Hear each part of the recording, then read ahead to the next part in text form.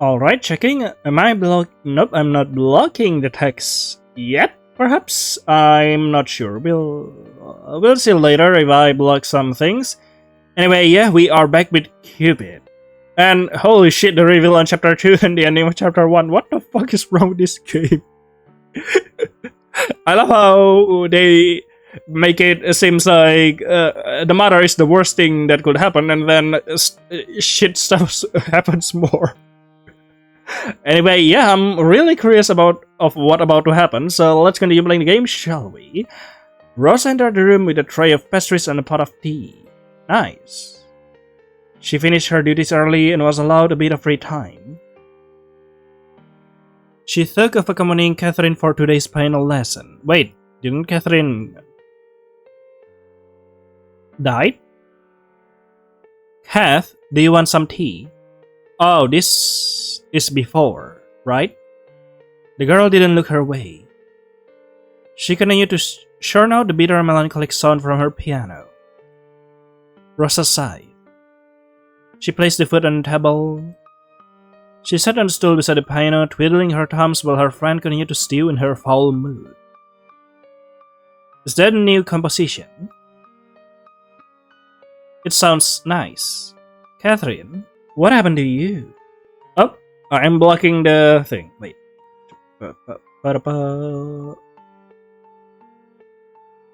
Nope, not yet.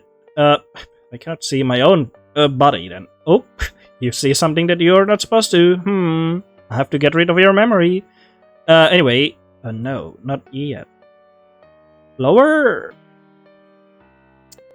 Lower, not the low. Alright, how about... perfect. I can still see the blink a little and my own self. Let's continue. It sounds nice. You've been making new pieces every day, it seems. Ooh, that's a lot of work. It's a shame they are all so sad. Oh, what happened? Catherine didn't reply to that, but when she spoke again, her words were bitter. I saw them again, those degenerate loads. Who? No shame at all. Degenerate loads? Who are you talking about? Kath. At least have the decency to close the door. Sometimes I think they want to get caught. They? When I woke on them this morning, eating each other's faces, they had this look on them. Who are you talking about? Like they were daring me to say something. What? Do they want my applause? Very nice technique, sir. I very much like the way you swap your spit with my sister, Great Tongue. Oh, fuck. I didn't expect that part. Fuck. Great tongue action. Oh, yeah. Well, I didn't expect that part, actually. Trust Marveliax. Oh, yeah. And they're also going wild at it. Alright. What the fuck? Also, I don't understand what does that mean. It's marvelous? And he even has the gall to speak to me. Be a dear and put them on the table, Catherine, he even said. He wanted me to get annoyed, I just know it. Well, I sure as fuck I am. Catherine turned to the tea and pastry, stuffing the buttered bread into her mouth. Oh no, Catherine. Easy there. These damn things. These damn delicious things. Oh, you love it. She said the last part angrily as she blamed her troubles on the food release. Yeah, at least you got something to blame. That's nice. A good start. Rosa giggled in spite of herself. Catherine wiped her mouth in mock anger. What are you laughing at, wench? Wench? It's comical to watch you eat when you're angry, Kath. You're like the giant monster that attacked the defenseless town in horror books. Oh, yes? Catherine made a tiny squeal as she picked up another piece of bread. No, please, spare us! She adjusted her voice and boomed out a roar. The Catherine monsters of the deep doesn't show mercy to anyone. Ooh. Wow, this is stupid. I love it. She dropped it in her mouth and chewed savagely. Yum! Annihilation is delicious with tea. Oh no. The two girls giggled. Catherine and Rose's smile turned into a rueful laugh. Soon Rosa felt her mood turning somber again. What happened anyway? Aren't you annoyed by it too? Sister has changed ever since she started saying it shot you. Now it's all Guillaume this, Guillaume that. As if she wasn't already married. She is? She doesn't even care that people are talking behind her back. They are calling her a two-timing slut now. Ooh. I'm tired of running around picking fights with gossipers. I mean, I'm not the one to judge someone's love life, but I'm pretty sure Guillaume is a fuck-up person, and I wouldn't recommend going for him. She hasn't even visited home for a long time. Father misses her a lot. That is concerning, you know that? He always asks about her. Father had worked so hard at these years to give us a comfortable life. Now he is sick and all she cares about is that dastardly Marquis. Rosa shrugged. I'm a little bit annoyed. But I guess I've gotten used to it. Gotten used? Their lives are their own path, no matter how messy. Yeah. She didn't dare divulge more than that to Catherine. But it was partially true. I like Guillaume, he's a good friend. But I love my sister. Uh-huh. If they want to stay together, then why not fix this and have at it? But what irritates me to my damn snatch is the way they are with each other. Catherine recently found the use of expletive endearing in her speech. Rosa hoped it was a phase. They're fucking miserable and half we can see that. Any half it, yes. I've told Emily time and again to smarten up. Wow, they absolutely ruined both my favorite character immediately. At least Catherine is much more nicer here. She's hurting a lot of people, including herself. But as if she wouldn't listen to her 16-years-old brat of a sister, Even Guillaume is depressed, I can tell. Remember when he used to come here in the piano room to have tea? Or when we would have spontaneous picnics in the afternoon? We used to run around chasing rabbits in the garden. You ran around. We just watched you get dirty, actually. That is very true, you chumps. Back then, it used to be fun visiting the chateau. Nowadays, we barely even see him. He just stays in his burrow all day brooding. Is it something adults subject themselves to, like torture ritual, perhaps? I really don't understand why two people who are clearly unhappy keep at it. Rosa did understand. At least some part of her did. She couldn't exactly explain how pain and love work. Yeah.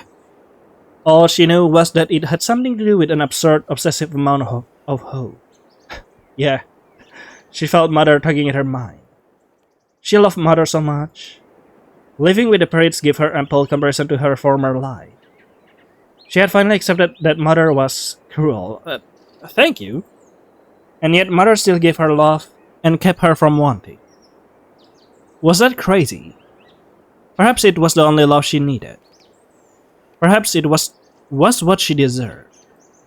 Rosa shook the thugs of her mind and just shrugged. I know you are worried about your sister Kath, but they will figure it out. Humans have the ability to learn from their mistakes. As their loved ones, all we can really do is be patient with them and remind them that we are still here. Look at you, all profound and shit. You read in a smart book lately. Just the riveting account of the ugly duckling and the Baa black sheep. Aw, that's nice. Baa black sheep. Ah, the classics. I don't know how you put up with books, though I get bored easily. In order to write, I have to learn how to read first. Oh, nice. I want to write. Why would you want to do a dastardly thing like writing? Why would you want to hit some crazy strings until your fingers bleed? They did friends laugh again. I want to remember things. I want to write them down.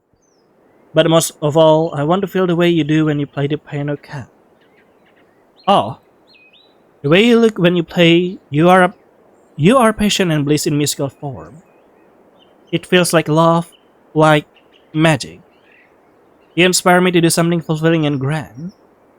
Well, I'm sure you will. Hey, why not write a play one day? Oh, let's do it. You write an amazing play. And I shall provide him music. That would be wonderful if that could happen. We'll travel around the country and perform. Yes, that would be wonderful. We'll make lots and lots of money and gain lots of followers. We shall be known as the Parade Caravan of Wonders. Parade? Are you sure? Pants are the best, trust me. Wow. That sounds darn batty, Kathy. From this day forward, nobody is allowed to call me Kathy ever again. The sound of a knock interrupted their giggles. Catherine, it's me. Emilia? Surprising. I need to discuss something important with you. Catherine pointed the sound of her sister's voice. She turned back to her piano and pounded a sarcastically happy tune. Rosa stood up to open the door. Hello, Rosa. Madame. She had seen little of the older Parade sister recently, and it astounded her how old she had begun to look. Her once radiant face looked hurt and harrowed, almost crone-like. Huge bags hung underneath her eyes. And yet she still looked quite dignified, full of pride and pomp. Nice choice of clothes, by the way. There was extra roach on her skin, and her demeanor was elegant. It was as if pride was her only source of nourishment these days. Do you mind giving Catherine and me a moment of privacy? Rosa gave a small bow. Of course not, madame. Rosa gathered her nursery books and squeezed Catherine's shoulder before stepping out of the room. Rosa entered the quiet room of the library. She was about to approach the table when she noticed Guillaume already occupying a seat. He was writing something in a book, somewhat immersed in the activity. Rosa stopped dead in her tracks. Leave now while he is not looking, child. Just go and ignore him, child, yeah? Why are you so nervous anyway? Just ignore him. He doesn't seem to notice you. Unfortunately, Guillaume lifted his head and saw her by the door. Fuck. Oh, hello, Rosa. Rosa took a step back. Maybe it was best to walk away as if this were a mistake. But wouldn't that be rude? He had already seen her after all. I mean, who cares? Just walk away. But she had never been alone with him. It was just too awkward. Well, why not just go in? It was going to be fine. They had conversed normally before. You are walking back and forth. Stop. But that was because she would hide behind the more assertive Catherine. Now I'll look like an idiot. Guillaume watched her pace in front of the door in amusement. Rosa decided to go in. She had already embraced herself enough anyway. There was little left to lose. Besides, there was nowhere else to go in this big house. She had gotten lost in its hallway too many times, much to the annoyance of the maitre d'. What? The library was her favorite place. If she stayed quietly in one corner, Rosa was sure they wouldn't bother each other. She took a seat at the farthest corner of the table and opened her book. Oh no, he is actually standing up and walking over. No, you horrible man, just sit over there while I sit over here. But Guillaume was already beside her, picking at what she was reading. A cold sweat spread on her skull. Rosa, that book. Rosa began to chatter nervously. I know it's a children's book, sire. I'm teaching myself to read. I know most commoners don't really bother, but I want to learn. So please don't laugh or mock me. Guillaume pointed to the book. It is upside down. No way. Rosa stared at it. The ducks in the picture had their feet up in the air. Very strange. Rosa squirmed, feeling the heat on her cheeks. I'm sorry. Guillaume's face lost its cheer. What do you need my forgiveness for? For what I'm about to do to you later on. Rosa looked up at Guillaume. His eyes like the gentle glint they usually had. It was such a subtle change, something felt rather than observed. She thought he would be reprimand her further. Instead, he sat down beside her, drumming his finger on his cheek as he watched her wordlessly. Well, weren't you going to read? What was wrong with him today? He didn't seem like himself. Had he done something bad? Perhaps. The aura he exuded was not his usual friendly warmth, yet it wasn't particularly wicked. The look on his face just read slightly and eternally miffed. Rosa turned the book upright and read the words out loud. What? Once? Yeah. No. That is the U with a short sound. It is pronounced like this. Guillaume made the sound, his face still in his lazy stare. Rosa nodded and continued. Her nerves were frazzled, but she was actually at ease in his presence. She felt like a child being taught by a parent. The parent was strict but still caring. And the child was jumpy but eager to learn and please. Most of all, he will not hurt her for mistakes. Rosa was almost sure. There, Libet. Lived. The past tense of live. Libet. Why do we change it? It is a rule of grammar that... Grammar? William narrowed his eyes at her. Do you even know your alphabet? Rosa shook her head. Nope, not at all. You should start there. Guillaume rose from his chair and disappeared among the shelves. He left behind an old thick book covered in green felt. This was what he had been writing in earlier. It looked tattered and worn. The page laid thick on its side that the book didn't close properly. Rosa reached out to pick at the cover when... You are not to touch that. What is that? Rosa Holt's body froze at the sound of Guillaume's warning. Guillaume stared followed her as she whispered numerous apologies under her breath. I'm sorry. Guillaume just rolled his eyes. Must he always ask forgiveness for everything? It is quite irritating. Rather than never asking forgiveness for anything, you know? I'd rather able to feel guilt rather than not be able to. You understand what I'm saying, Guillaume? I'm sorry. Oh. His hand struck the table in front of Rosa. In the quiet library, the sound rang uncomfortably in her ear. When she looked up, Guillaume's face was looming severely above hers. He moved closer to her, his eyes fixed on her intensely. Rosa's mouth hung open. She struggled to say something, but her wits were like the burning end of a matchstick. Before she could compose herself, she felt Guillaume's hand lift her chin. Rosa's heart thumped loudly inside her chest. Wow. Please don't, not you too. She felt his breath on her face and her heart sank into despair. She shut her eyes and prepared herself for the worst, like she always did when... Then she felt her face being turned from side to side. She opened her eyes to see Guillaume studying her face like a textbook. You are a fairly attractive girl. Thank you. Yet you carry yourself as if it is a blight. Kinda, if you know what happened.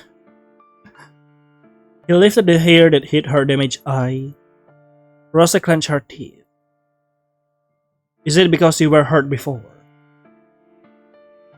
He said it so matter-of-factly, like he was stating that the sky was blue.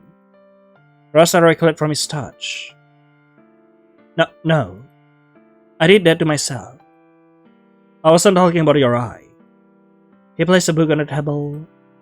It was a thin pamphlet filled with letters. There were lines in the book that instructed the users to trace letters with their quill. Rosa wanted to focus on it, but she could feel the truth in the Marquis' words stinging her. It was the way you went limp when I touched you. Next time I advise you to fight back. Yeah, if you don't want to be touched, then you don't have to be. Yeah, I mean, I agree about that. And yes, I'm going to fight you sometime soon, I think. Do you understand this? Understand truly. But I am weak. Says who? His eyes were humorless. The words cared not for the people who think of themselves as victims, Rosa. If you need power, then be powerful. That sounds like someone who sacrificed something, you know that? Like doing a blood sacrifice or something with the magic? I think. Push back, fight back, struggle. If you end up crushing things along the way, so be it. Rosa flinched under the weight of his stare. She realized that the polite and courteous Guillaume was but a face. It was still him, but it was nothing but an oil portrait, an artwork of his devising. Synthetic, aloof, and irrelevant, it couldn't capture his essence in a few human strokes. Suddenly, Rosa realized he was powerful. "Who are you?" She caught herself before saying it aloud. "You are not Guillaume." And yet, he spoke as if he knew what it was like to hurt and to fear. Yes, indeed. If you don't start acting like you own yourself, then people will not hesitate to take everything.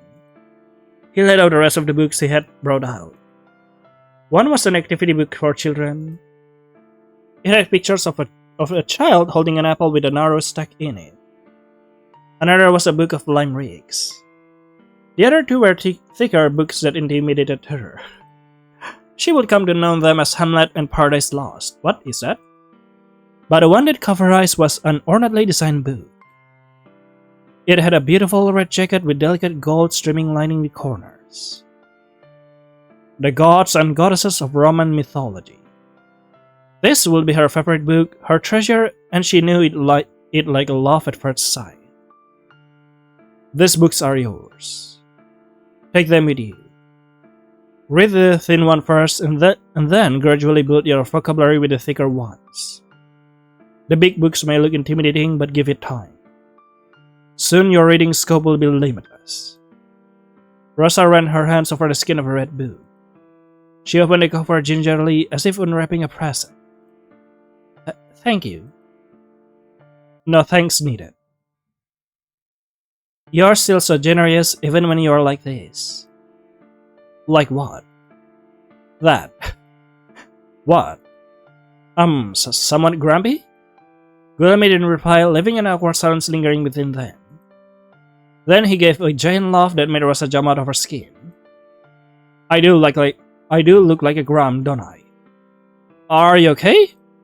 Is it because of Amelia? Guillaume's eyes drifted away. No.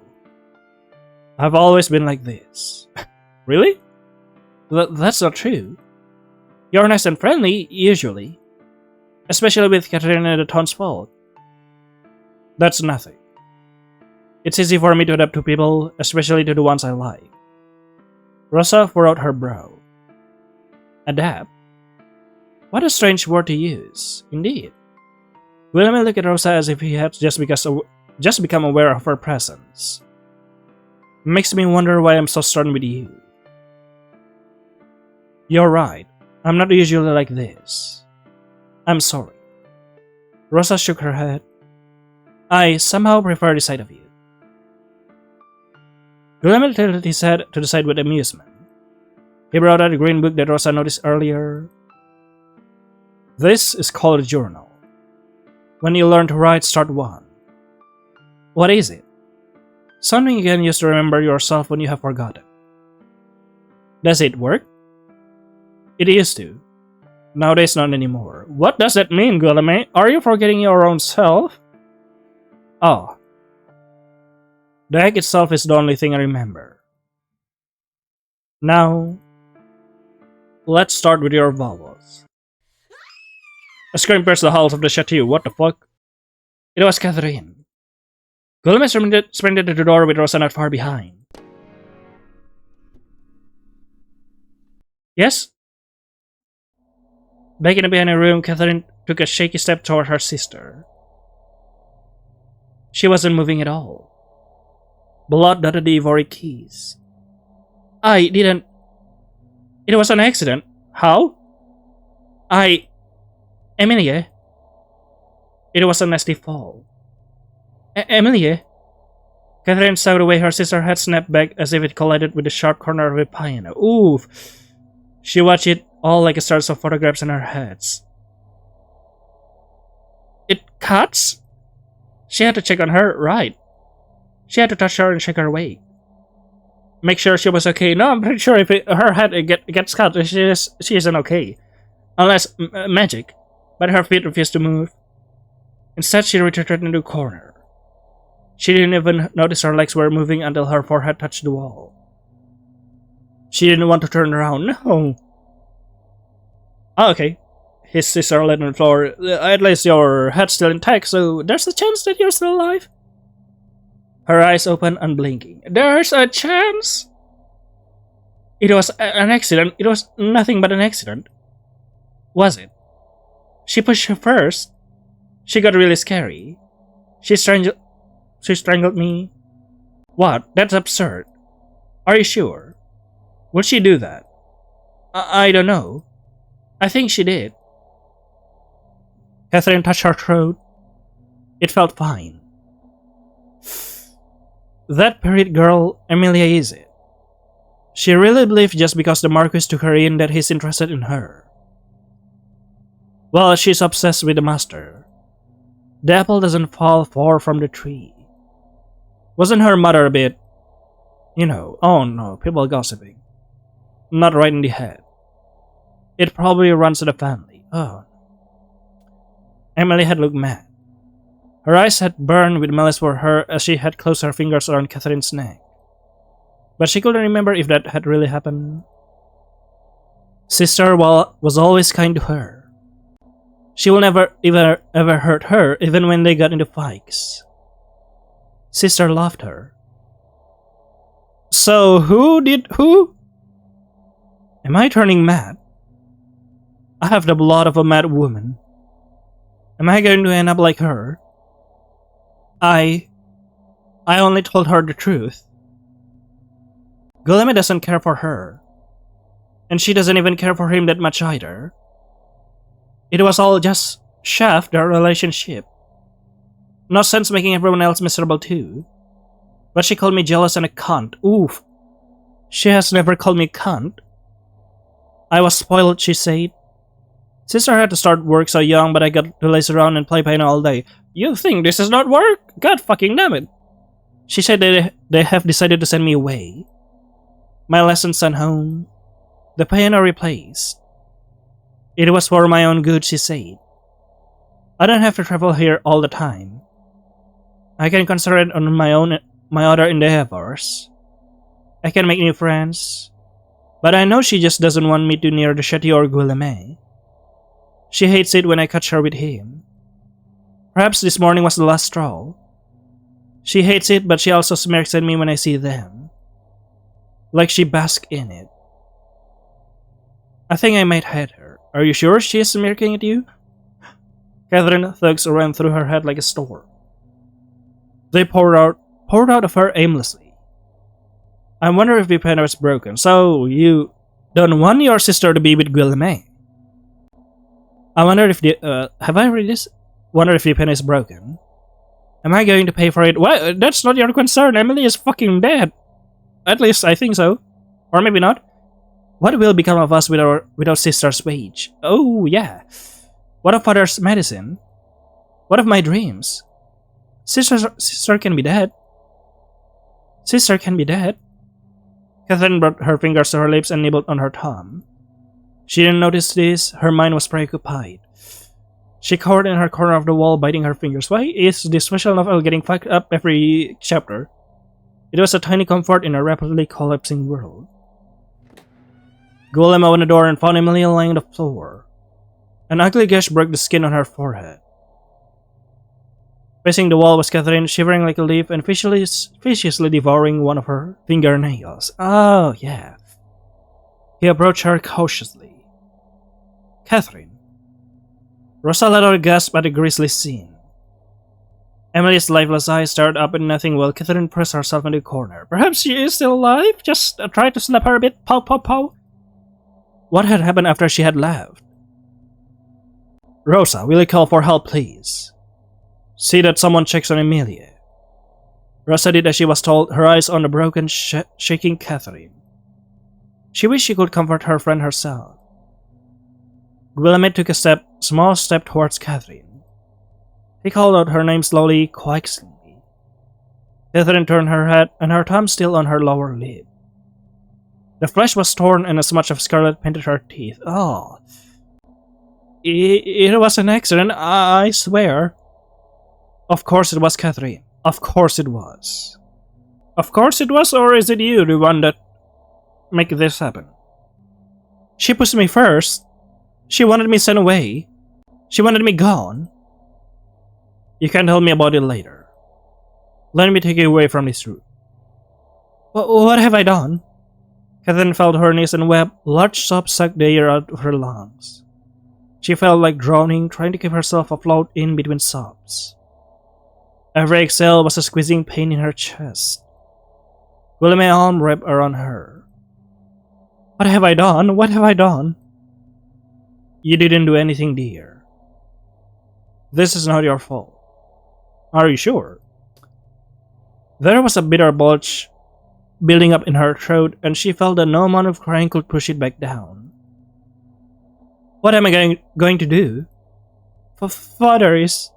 Sister, I'm so scared. Guillem's arms wound tighter around her, and she clutched into his arms in the vast sea of fear. You don't have to be. I will always be by your side. Catherine, I will take care of you and your father all right. You don't have to worry about your future. Her tears soaked his shirt through, but the squeezing in her chest felt less painful. Why do you do this? Why do you care so much for me? Guillem's brows were out, as if confused that she even asked. I just do. It was a boldly stated fact, as if painfully obvious, as if Catherine was a fool for not knowing it. It made Catherine's heart expand in her hips. When she looked back, she will recall this as the moment she fell in love with him. Alright. So, perhaps you are not just jealous because he takes your sister, but also this part. You doesn't realize that you fell in love with him, and now you realize. The look in his eyes was reassuring and strong. She wasn't alone, she was going to be alright. Nope, you're not. Let's get you away from here. He supported her arms and stood her up, carefully to block the view of her sister from her eyes. He led her to the door. Catherine hated how fast her relief came. She was still drenched in sorrow at her sister's death. Her father would not take well to the news, especially in his health. But she was alright and she hated it. Nah, it's fine. Rosa was with her. She didn't have to leave her piano. Her dreams. Him, eh? Nothing had to change. And most importantly, she hated the voice that came whispering in her head over and over again. Thank goodness she's dead. Thank goodness. Oh, yeah. Oh. Hello? The first candle is lit. This candle is torch. The love for familiars. The cleanest love. Rosa stared at the blue candle glowing in her hand as she chanted her spell. Trust is the vial that conceals and deceives. Trick his eyes and his heart with a warmth from this candle flame. A bond of blood like kin will be forged. With distrust so his tongue will yield to what is sought. Oh shit, that makes me shiver, holy fuck.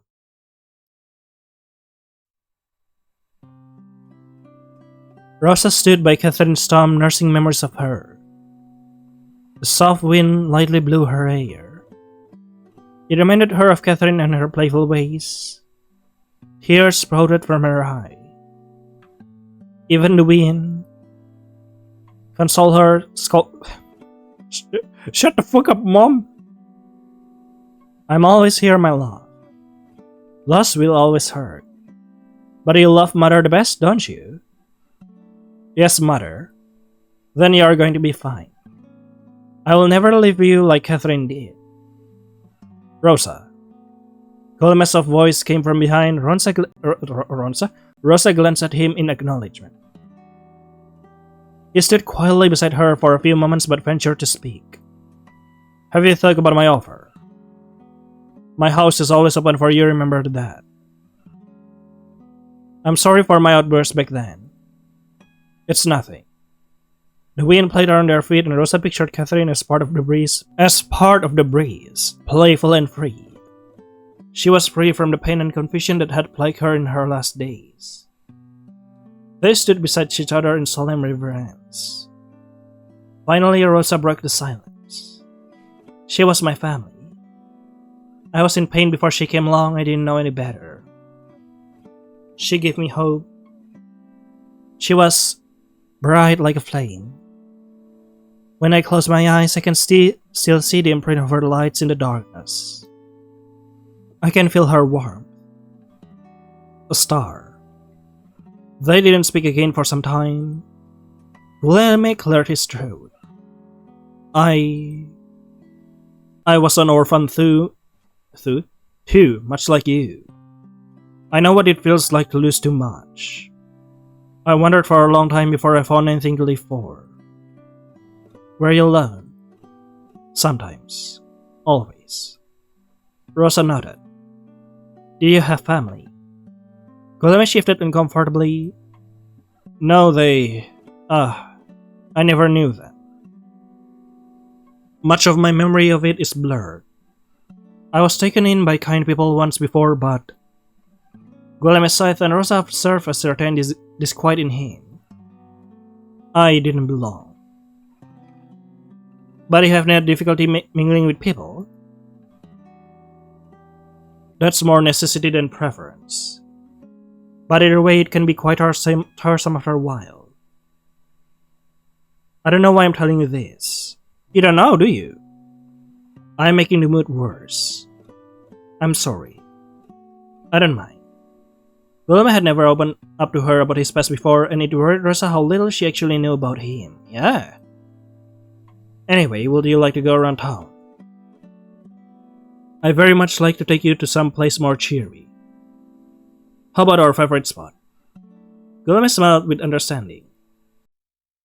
The pair traveled up a hill at the edge of town. Oh, this is the place where... Yeah, Catherine is chasing Bunny. What is that? Is that a hole in a tree? There the view overlooked the quaint village. The sunset paint everything in the pink glow of dusk of endings. It is always so beautiful here. They used to spend time in this grassy knoll, the three of them. It was their own little hideaway. Memories of the past creep up on every corner. The ghost of laughter echoed in the wind. Rosa touched the trunk of the small trees they had carved their names on. So many fond memories. Rosa, I want you to have this. Guilherme took Rosa's hand and placed an item in her palm. It was a simple silver locket. She looked up at him questioningly. I've had that for as long as I can remember. One of my remembrance of the past. I can take this. You must. You need it more than I do. But it's old and the locket doesn't even open anymore. I don't know why I've held on to it for so long. Why are you giving Rosa this? I can't even remember how I came to have it. Is it some sort of device that could watch over what we are doing? So you can keep a watch on us? But it comforts me. Maybe it will have the same effect for you. This is your treasure, Guilherme. It feels wrong to take it. On the contrary, I'll believe you must have it. I'm not good with expressing sorrow or even giving comfort. But I want to do something at least. For you. He closed his hands over hers, affirming the gift. It's yours. Please take it. You are wrong if you think I'm letting you stay in the matter simply for Catherine's sake. I do it of my own accord. Let me do this for you, Rosa. We have been friends for quite a while. If you need to leave, at least stay until you feel ready to go. Alright. But I will continue working in your household for my lodging. You don't have to do that. I can roast your steady still lady. You can read and write now and very well. I'm sure you will be more comfortable in a higher position. I have no need for a higher position. Just free access to your library. Yeah. You have come a long way from the shy girl back then, Rosa. Watching you grow has been a pleasure. Yes, the library is yours. They were quiet for a while, only conversing through Luke's smiles and tiny sigh. Rosa realized that she had been holding on to Guilherme's hand all the time. That time, she broke off from his hold, rather embarrassed. We should head back. You're right, it's getting quite late. Guillemette offered the courage to get it ready. Excellent child. Being a maid in his household will give you free access to the rooms. He trusts you completely. It seems that the candle worked. Does he? I mean, we cannot be so sure, Mother. Yeah, I'm working with the Mother for now, Rosa, because she is much more or less of a threat than whatever we are facing right now. You sure it worked? Because it could be that he knows that we are trying something, and just try to bait us into it. But perhaps that's too much, I don't know. We'll just see, right? I guess so. Rosa looked at the silver necklace in her hand. I don't trust that necklace. I'm gonna ignore it. I loathe that thing. Rosa's brow furrowed and Mother stood an antagonism towards the locket. Me too, Rosa. I don't want to accept any gift from that man. I wish you hadn't taken it. In any case, just leave it alone. Yes, Mother. Rosa slipped the necklace into her coat's pocket. The spell would start its effect in stages, gradually uncovering his true face. Fondness first, then trust. Familiarity. Rosa sighed. But what's the spell necessarily at all? Didn't she already have that with Guillemette? Rosa bit her lip, remembering the warmth of his hand. Did you? I mean, you don't even know Guillemette's true character. They had known each other for a long time. It was rather comforting to have someone to mourn with. However, Rosa did find it strange that Guillemette really ever mentioned Catherine anymore. It was as if he was shedding her off like a skin. Again, the taste of blood in her throat resurfaced. The memory of the needles made her stomach lurch. Since her friend had died, and the Marquis had begun spending all his hours locked in his office. He barely showed himself socially, rarely even attended meals. That is really strange, doesn't it? But they were casting a powerful spell, something that might harm Guillemette. Might harm? If he can be harmed. What if he was, after all, innocent? You sure about that? She had years of good memories with him. What was she even expecting to find out? Exactly how could she live with the guilt of two dead friends? Rosa sighed. She cared for him. Despite all the suspicion, she knew that much. But the Mother was adamant. 3 candles for 3 loves. A fitting curse for a man who frolics in love's domain.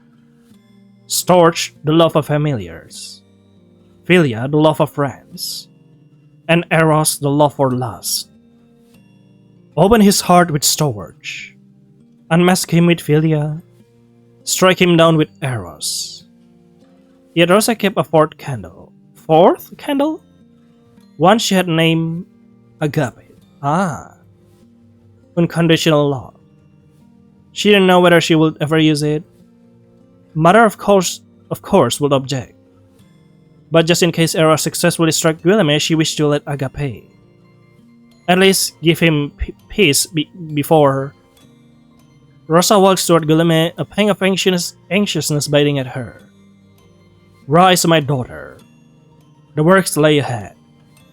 To bring him down, we must find his weakness, then we attack. His due punishment will be swift, my dear daughter. Do it for Mother. No. I'm not doing it for you. I'm doing it for Rosa. Because there's something strange in here. Yeah, but what if he's innocent? I mean, I'm just basing off on suspicion, and your mother is very paranoid, so... Well, I'm praying that we are not wrong. Chapter 4, Metamorphosis. Well, okay. So, I really love the candle lighting thing. The second candle is lit. So I guess that's all for Cupid for now. I actually can't wait to see the ending of this game because it's just so magnificent for me. The plot of the game. So I guess that's all for Cupid. See you later then in the next episode. Bye bye.